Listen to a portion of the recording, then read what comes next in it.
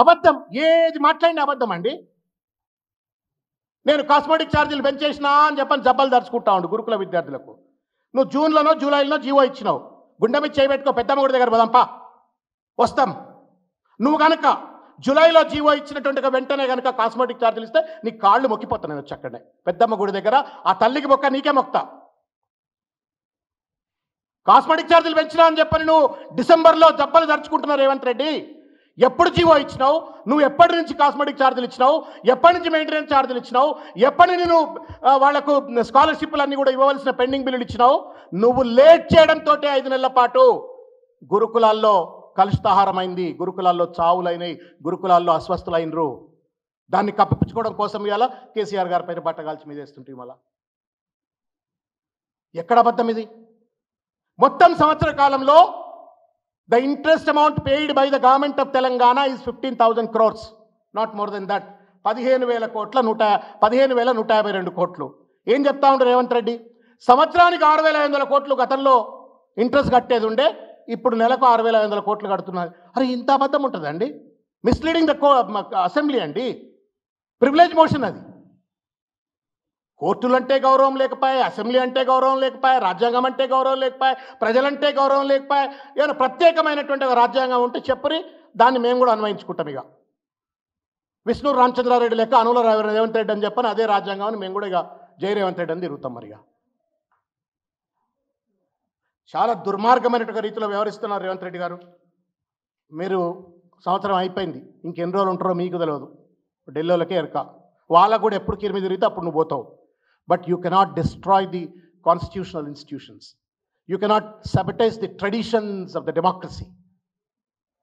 ప్రజాస్వామ్య సంప్రదాయాలను, రాజ్యాంగ విలువలను, కోర్టులకు ఉన్నటువంటి ఒక గౌరవాన్ని నాశనం దయచేసి చేయొద్దు అని చెప్పని ఈ సందర్భంగా నేను తెలియజేస్తా ఉన్నాను. నేను ఒక మాట అడగదలుచుకున్నా రేవంత్ రెడ్డి గారిని. భూసేకరణ చట్టం 2013, మా సార్ ఇక్కడే ఉన్నారు, వీళ్ళందరూ ఆ రోజు రాహుల్ గాంధీ గారితో కలిసి పనిచేసినట్టు ఒక పెద్ద మనుషులంతా 2012లో బట్టా పర్సోల్ దగ్గరికి వెళ్ళి రాహుల్ గాంధీ ఆ బట్టా పర్సోల్లో మాయావతి నేతృత్వంలో రైతులు పడుతున్నట్టు ఒక బాధలు గుర్తించి ఎప్పుడో 1874వ సంవత్సరం ఒక రాక్షస చట్టాన్ని అమలు చేస్తూ ఉన్నారు, దుర్మార్గమైన రీతిలో భూములు గుంజుకుంటున్నారు, ఒక మంచి చట్టం రావాలని చెప్పని 2013 భూసేకరణ చట్టం పట్టుకొస్తే కేసీఆర్ గారు కూడా మద్దతు చెప్పిండ్రు దానికి టీఆర్ఎస్ పార్టీగా. ఆ చట్టం వచ్చింది, రాహుల్ గాంధీ ఇనిషియేటివ్తో వచ్చింది. నువ్వు రెస్పెక్ట్ చేయకపోతే నువ్వేం ముఖ్యమంత్రివయా? పోదామా రాహుల్ గాంధీ దగ్గర పోదామా చెప్పు, ఢిల్లీకి పోదాంపా, రాహుల్ గాంధీ దగ్గర పోయి మాట్లాడదాంపా, కొప్పుల రాజు గారితో మాట్లాడదాంపా. ఇవాళంతే ఎవరెందుకు కొప్పుల రాజు గారితో మాట్లాడదాంపా.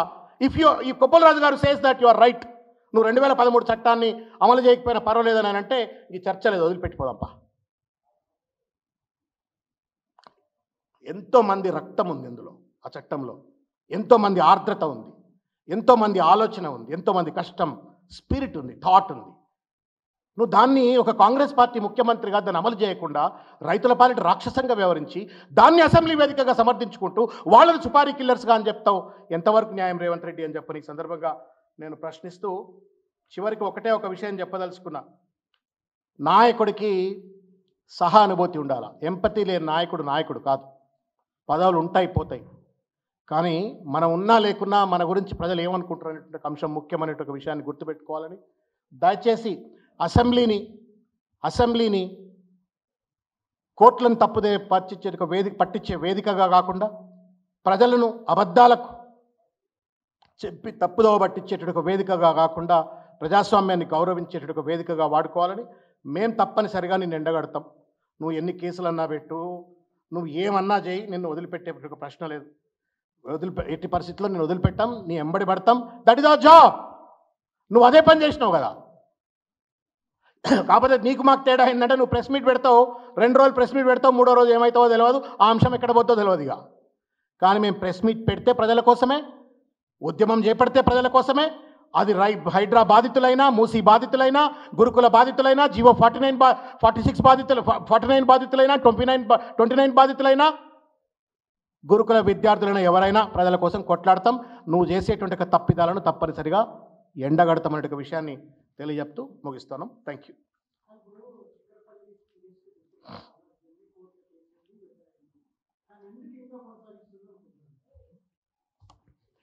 నేను అదే చెప్తా ఉన్నా. కోర్టుకు ఒకసారి ఒక మ్యాటర్ పోయిన తర్వాత మీరు కాంట్రడిక్షన్ మంచి ప్రశ్న వేసిండ్రు. I really thank you. నేను మిస్ అయిపోయిన ఫ్లోలో. కేటీఆర్ గారు అసెంబ్లీలో ఎప్పుడైతే తన పైన ఈవీ ఫార్ములాకు సంబంధించిన కేసు పెట్టిండ్రు అనగానే వారు బాధ్యత కలిగినటువంటి ఒక శాసనసభ్యుడిగా నిర్భీతితో నిలబడి చైర్మన్ గారిని, స్పీకర్ గారిని ఉద్దేశిస్తూ, సార్ నా మీద కేసు పెట్టిండ్రట, నా మీద కేసు పెట్టిండ్రని వార్తలు వస్తున్నాయి, ప్రజలకు సంబంధించినటువంటి ఒక డబ్బులు నేను దుర్వినియోగం చేసిన అని చెప్పని అంటున్నారు, కాబట్టి ఇది ప్రజల వేదిక, ప్రజల యొక్క ప్రతినిధుల సభ, ఈ సభలో నేను అన్ని విషయాలు చెప్తా, దీనిపై చర్చ చేయండి అంటే రేవంత్ రెడ్డి మాట్లాడుతూ ఏమన్నారు సార్? ఏమన్నారు గుర్తుందా మీకు? మీరు దయచేసి గుర్తు తెచ్చుకోండి. ఇది మాట్లాడొచ్చు, ఈవీ ఫార్ములాకు సంబంధించిన కేసు గురించి మాట్లాడొచ్చు, కానీ కోర్టులో ఉంది కాబట్టి ఇది సబ్జుడైజ్ మ్యాటర్ కాబట్టి నేను మాట్లాడను అని చెప్పని అన్నాను. బుద్ధిమంతుడు, శుద్ధ గురిగి శుద్ధ మాటలు మాట్లాడిండు, గురిగింజ మాటలు మాట్లాడాడు. సంతోషం. చర్చ పెట్టలే. ఎందుకు? చర్చ పెడితే కేటీఆర్ బట్టలు చిచ్చి పడేస్తాడు. రేవంత్ రెడ్డి కేసు తప్పు, ఫార్ములా ఈవీ వల్ల వచ్చిన లాభం ఏంది, ఇది దొంగ కేసు అని చెప్పని అక్కడే పటాపంచలు చేస్తాడని చెప్పని చర్చ జరగనీయకుండా సబ్జుడైజ్ మ్యాటర్ అని చెప్పని తప్పించుకున్నావు. మరి అల్లు అర్జున్ మ్యాటర్ సబ్జుడైజ్ కాదా? లగచర్ల బాధితులకు సంబంధించిన అంశం సబ్జుడైజ్ కాదా? సబ్జుడైజ్ అవునా కాదా చెప్పండి ఒక మాట రేవంత్ రెడ్డి గారు.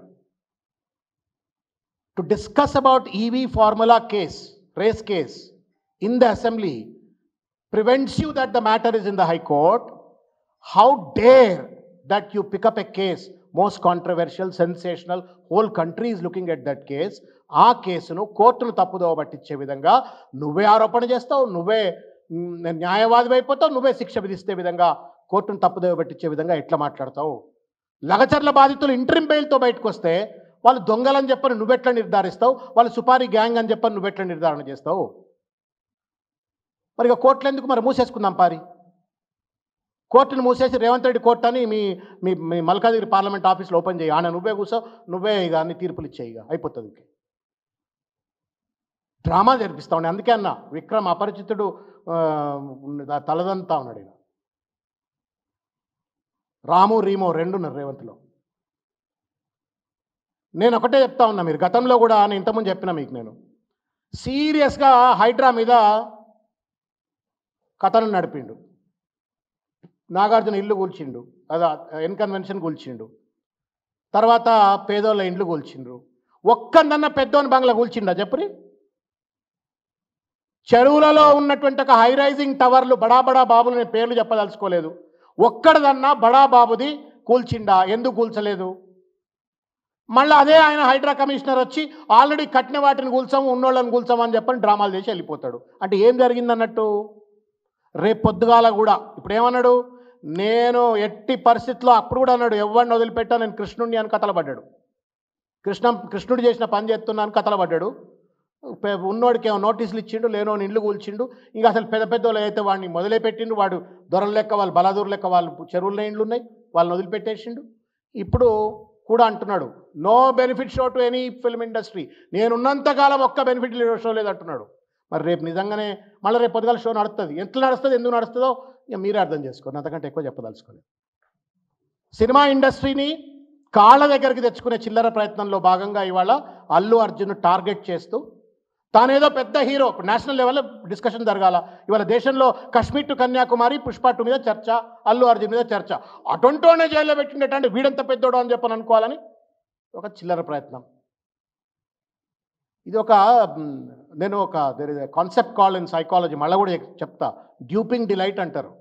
DUPING DELIGHT, డ్యూపింగ్ డిలైట్ అంటే ఎదుటోడిని మోసం చేసి వాడు మోసపోయిన తర్వాత చూసి అబ్బా ఎట్లా మోసపోయిన చూసినవారు అని చెప్పని సంతోషాన్ని డిరైవ్ చేస్తారు. That's called as duping delight. ఇది రేవంత్ రెడ్డికి వర్తిస్తుంది. ఇది